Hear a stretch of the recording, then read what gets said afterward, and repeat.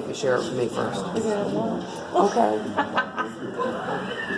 Okay, there's not going to be rules here yet, but we're going to get started. So obviously the topic has changed from yesterday. Some of you might know and some of you might not, but this was actually supposed to be the original topic before Dr. Lincoln asked us to do something different. So this is Chris Sapp, he's our striker, and he's going to talk about the dangers of surgical smoke and the smoke plume. I mean, I think we all know a little bit about it, but I think there's a lot more we could do to prevent it, and take it away. Perfect. So, yeah, I think I know a lot of you guys. We've done different things, different in-services over here, so I met a lot of you. And I think some of you, we actually did this in-service for the Lafayette AORN chapter here a couple months ago. Alex was there, so not sure who else might have been there, but so this will be old hat for you. So Alex, this will actually be a great opportunity for you to come up here and pitch in all morning. He's an expert already on this. Yeah, so what we're going to talk about is smoke evacuation. It has been a hot topic, pun intended. It's probably too early for those kind of jokes right now, but AORN's really been looking into this a lot lately. There's been data out about smoke evacuation about the dangers of surgical smoke plume for a while. It's not like there's ever been a dictated policy from AORN or anything. I think that's been a large part of the reason why we've never really done much about it up until this point. But they're doing a lot of things, and we'll talk about some of the initiatives that AORN is doing and how they're trying to partner with industry partners. And today, yes, I work for Stryker, but this is just intended to be an informational topic. If there's specific questions you have, by all means, ask about it relative to your current situation, or after we finish up. We can talk about that, but today is just about hopefully providing you guys with some information to be aware of the risks, and then we can figure out what we want to do about it long term. But of course, that's not going to work.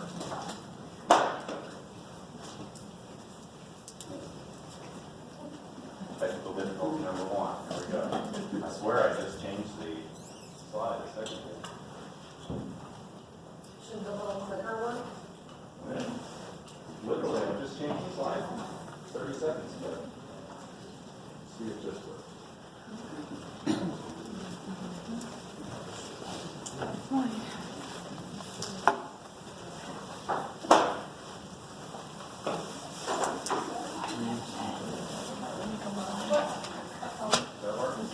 On the floor. Unless they don't have that. There we go. Okay. That probably won't be the last time I'm sure.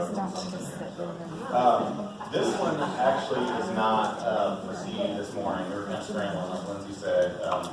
However, on the 30th, I'm actually going to be back, and if you love this talk so much that you want to come do it again and get 2 CEU credits, we'll be doing it for CE on the 30th over at Lunch and Learn, right, Lindsay? Yep. And that'll be, for those of you that, just as a disclaimer there, so I don't want you to get your hopes up and then have trouble. So for any of you that are scrub techs through AST, if you want to get that, we'll just have to make sure we set up with you, Lindsay, probably to do like an in-service through the hospital. AST is really finicky about giving credits for anything that's not an AST sponsored program, but for any of the nurses, it should be really easy to get credits. So, all right, so I'm going to find a convenient way to do this. So, as we talk about smoke, obviously this is kind of an overview of what we're going to do.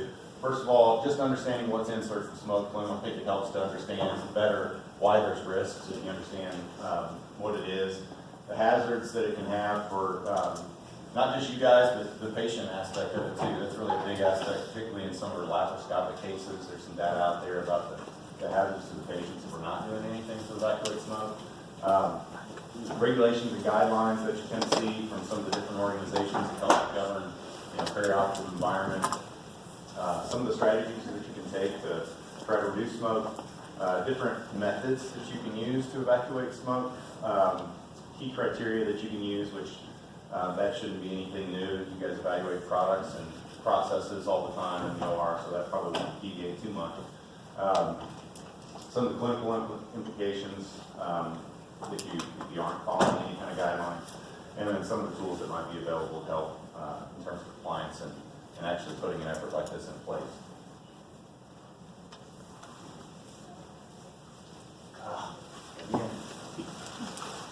What am I doing? I don't know, we did so well in that pickup. Just right through it. You want me to sit there and just do better than you? Good to see. Okay. I think I just got to hide my mouse so I don't click that. I think that's our culprit. Okay, so the key with this surgical smoke, and I think why we tend to see way more interest from nursing staff right now is just because of your daily exposure to it. One of the big challenges has always been, a lot of it was having the right tools and having surgeons that buy into the concept, in part because it's not necessarily a daily occurrence for them, whereas it is for you guys because you're there every single day, regardless of how many block days, certain AD or C has, you're dealing with it every day. So, and the key with that is just making sure that we can address this because it's all about repeated exposure for you guys.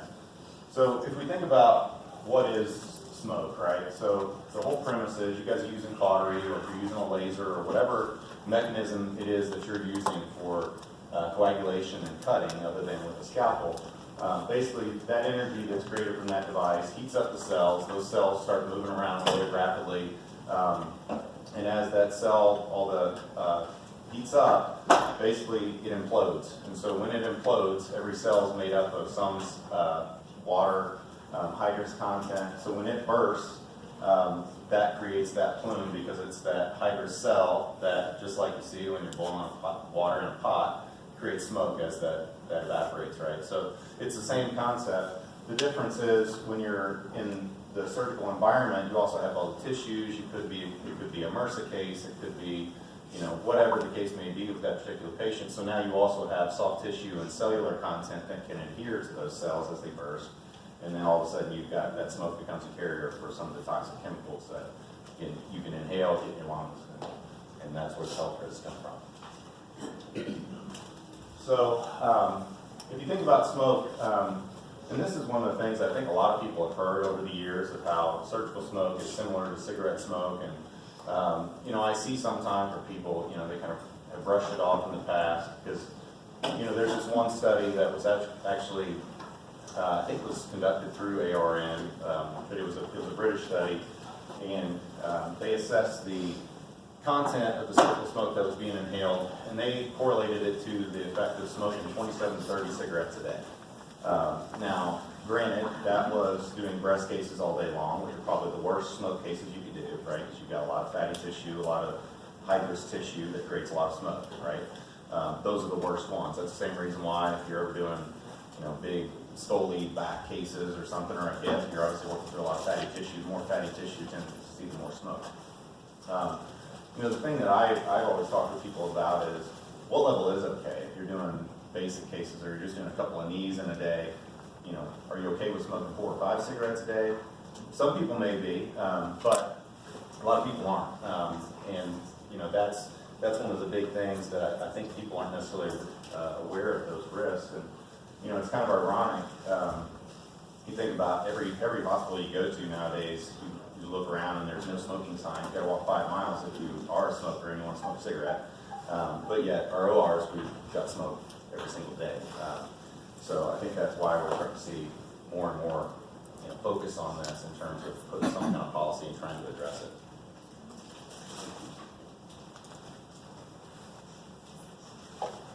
So I alluded to this a little bit ago of the content. So when you think about that aerosol that's created whenever you're evacuating smoke, obviously you got water and steam, you got those particles I was talking about, you got cellular content, gas, blood, viruses, and bacteria. That's the key part there is, the viruses and bacteria that attach to those particles that are being emitted through the surgical plane. And the key with that is you look at the size and the content of those. If you're not doing adequate filtration to get those larger particles out, then you have stuff that can get it, when you breathe it in, it gets into the alveoli of your lungs, it deposits there, and that's where you get the rest, right? So, and we'll talk about the different methods that you can use there. The other common thing, are you guys doing anything, like, if you're using lasers today, are you doing anything for smoke for those? That tends to be the most common one that I do see, just because you hear, there were so many studies about, laser smoke, and a lot of the drive behind that was like condyloma cases. That's where I tend to see that most commonly, where they use laser for the smoke plume in those condyloma cases.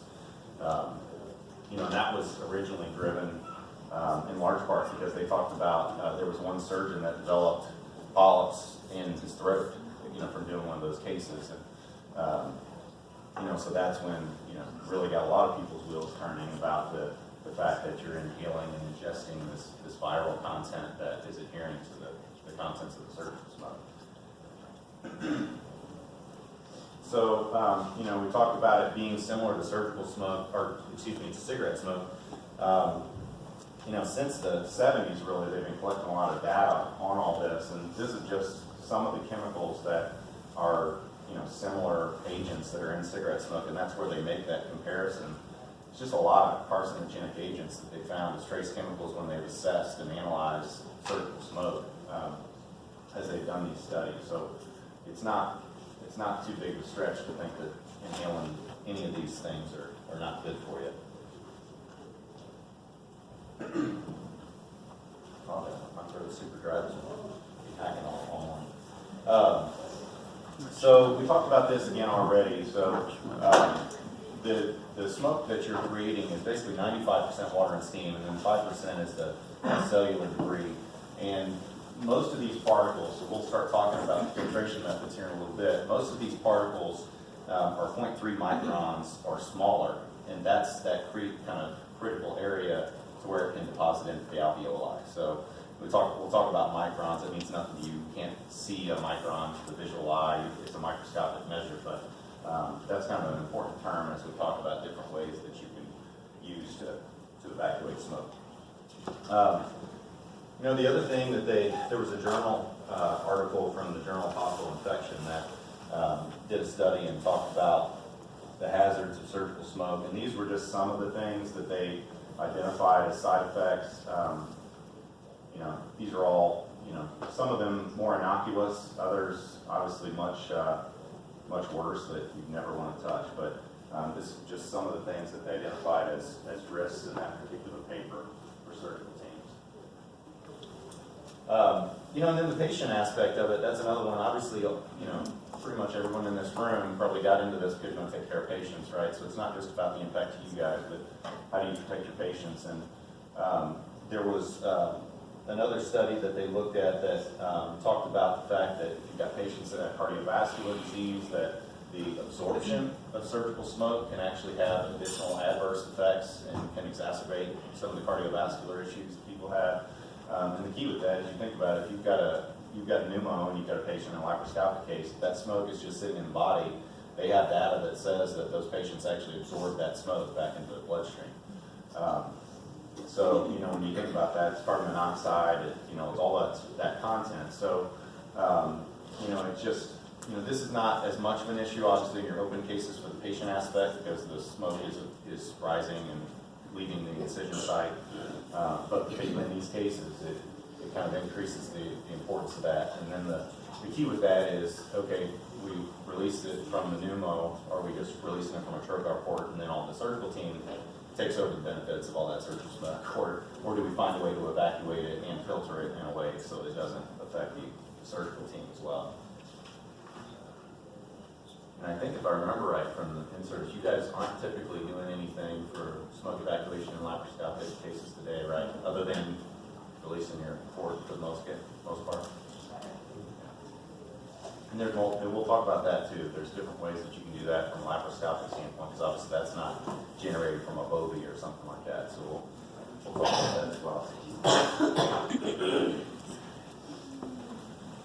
The other aspect of that, and these are more natural, right?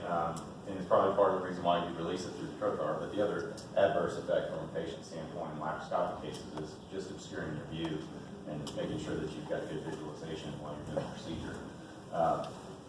And, you know, it's one of those things too that it's recommended, obviously, that it's evacuated regularly. So if you don't have a method that can evacuate without losing your pneumo, that can be a problem relative to the procedure itself. So finding that balance there.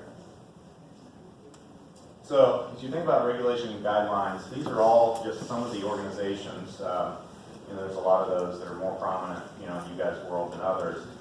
The challenging part in evacuating smoke and addressing this issue right now is none of these have issued mandates right now. I think it's coming. I don't know exactly when it will be. We've already seen, I think it's Rhode Island has already mandated in all of their surgical environments, they have to evacuate smoke and they have to have policies in place around it. California's coming. We're in Indiana, very conservative state. I'm guessing we're not going to be on the forefront of that. Maybe I'm wrong. We'll see. But I think it's coming at some point because there's just so much data out there, and it's about how do we protect people that are in the surgical environment from all these risks and protect patients. So that is that piece.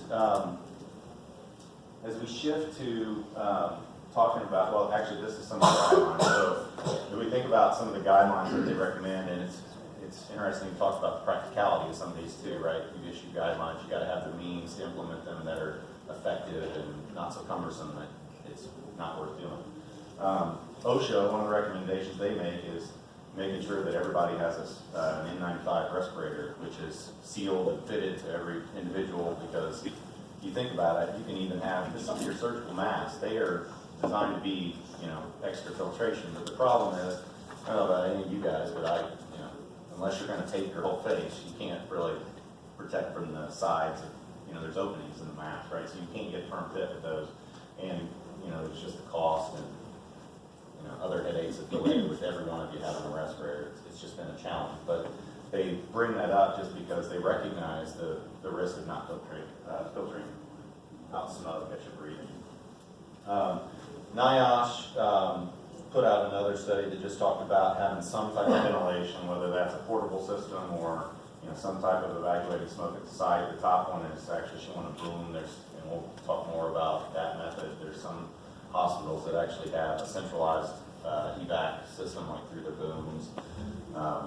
So they just recommend that there should be some way of evacuating the smoke. The CDC and ANC, again, the same thing, recommending a respirator mask, you know, the other typical PPE things. We just talked about that. They had the same recommendation, some type of exhaust ventilation system, whether it's central, mechanical, and also the other key with that is just the close proximity to suction tip. That's another thing you'll see is they recommend within 2 inches of the surgical site ideally. So, you know, that's why I think we're starting to see more and more where they're trying to try these integrated Bovie pencils, because how practical is it to have a surgeon holding a regular Bovie and then scrub tech having to be right up in their way with a gang tower or whatever. Sometimes it's feasible, other times it's a pain, or you have surgeons that just don't want that. AORN, obviously they're the big one right now that we're seeing. Really fancy headline up there dropping it. I did not put this presentation together. That is not my fault. So AORN's pushing this a lot. They have an initiative now called Go Clear that I know in terms of IU facilities, I know Ball Memorial was looking at trying to work towards some of this. And basically it's an initiative where they're putting together some policies, they're putting together checklists, actually what's the word I'm looking for, but basically like sheets to evaluate the competency assessments and stuff like that around the risks. But they're providing a lot of resources to try to empower facilities to be able to go and do this.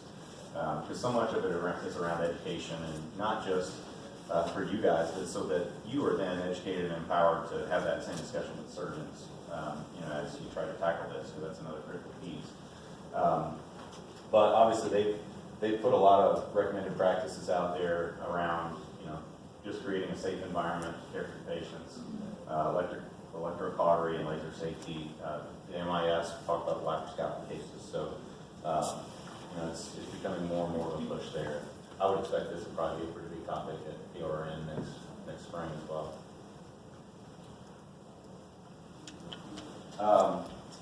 Surgical mask, we already talked about this.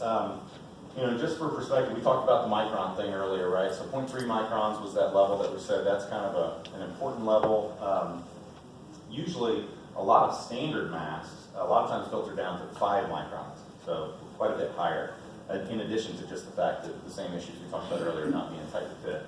The N95 respirators actually measure down or filter out down to 0.1 microns, and that's a really critical level because they feel like at that point then you've pretty much captured as much as you can capture in terms of the harmful chemicals and things that might be free floating. Because once they attach to tissues, any cellular content that's coming from the patient as you're doing cautery, chances are they're bigger particles and you can capture those through other filtration methods. But if you had a free floating particle, you're talking about an HIV virus or MRSA or any of those, a lot of times they can be smaller that are down closer to that 0.1 micron level, so you need the higher filtration. If you look at this one, wall suction, one of the challenges that they talk about with wall suction, anytime with smoke evacuation, you've got to have enough flow rate, obviously, to pull it through, right? So a lot of times they talk about, in terms of evacuating smoke, they talk about cubic feet per minute. A lot of wall suction usually only has about 5 cubic feet per minute. Most of the smoke evacuators that you see, if they're the mobile type, they're anywhere from 20 to 35 ballpark.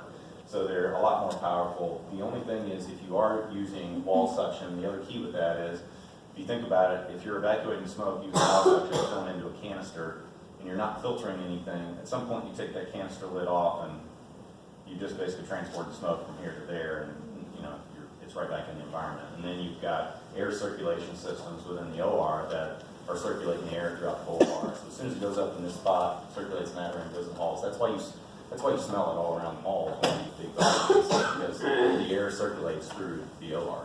You think about that. So the key that they recommend with that, you can see it kind of on the line there. There's inline filters that you can use. That's the only method you have, so that it filters out those particles before any contents actually would go into the canister. But in that case, I think there's just some issues with how effective it is if you're just using the wall. Yes. If you look at portable smoke systems, there's any number of these. That's showing an old Neptune, but there's a bunch of different options that you have for portable systems. The key with these is any portable smoke evacuation system uses ultrafiltration. And that's the critical part, because usually ultra filters, they use a charcoal filter, and most ultra filters meet a standard where they are 99.999% effective at filtering out content down to 0.1 microns. That's actually the AORN recommendation, is using an ultra filter for most of those larger smoke cases. And I won't show one of their example policies, but Nancy and Lindsay, I can get those to them just as an example. But they talk about the use of ultrafiltration and/or HEPA filtration, depending on the application. But that's where the critical part is, because it gets down to that low level for those really small particles. The centralized smoke evacuation system, obviously very convenient. The challenge with that is just the implementation of it. If it's a new facility or you're in the process of revamping an OR, it's one thing, right? It's easy to plan for that, but it's not too often that you're replacing your whole boom and light setup. So that obviously creates a cost challenge there. But most places, I think by the time they're looking at that, they like the mobile concept as well. And, so that's what they go with. But the whole premise is that it comes through that central core of the boom and evacuates smoke. We talked about the laparoscopic smoke evac. The key here again, like I mentioned, is not having to desufflate, not having to worry about the visualization issues, improve morbidity in terms of that absorption rate from the patients themselves, and then just your safety, so you're not breathing that plume every time that trocar port gets opened up. That's just one picture. There's numerous types of ways that you can go about doing the laparoscopic evacuation as well. So if you're evaluating, what you want to do in terms of smoke evacuation, there's a lot of questions that you got to think about. What type of smoke cases are you doing? With that, I've seen any run of the gamut, right? I've seen places that they try to start in places where they know they have surgeons that are very receptive to it, because they want to build momentum that way and gradually spread it. I've seen others where they say, you know what, we're just going to do it for all of our heavy smoke cases. I've seen others that said, we don't want the risk of doing it here and not there, and the challenges that might present of this surgeon saying, what if this guy doesn't use it and I do?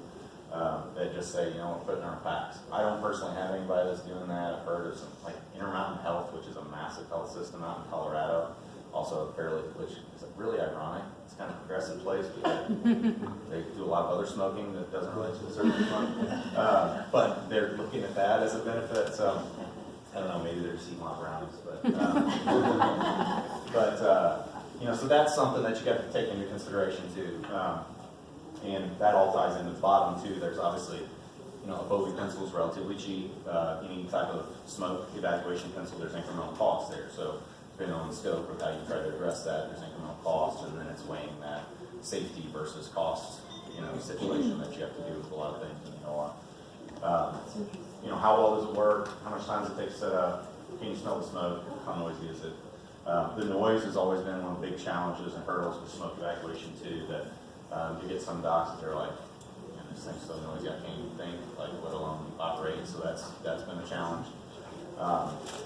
But I think we've made strides there, and there's some better ways that you can tackle that now. So the other part of that, obviously, we talked about the critical nature of the size of particles that you're inhaling. So what are the filtration factors that you're using with it? The sound and size considerations. Everybody's got 5 million things laying around an OR, so the last thing you want is to, you know, occupy more space, ideally. But and then you need permanent supportability. So that speaks to that whole: do you have it in a boom, or do you just have mobile units that you can push them where you need to go? That probably changes in large part too, depending on, are you trying to tackle the whole OR, or are you just trying to tackle specific procedures? So that obviously kind of plays a role in that as well. You know, you talk about non-compliance. This is another study that was done that was, some of these, again, fairly innocuous, you know, others just more annoying, but they looked at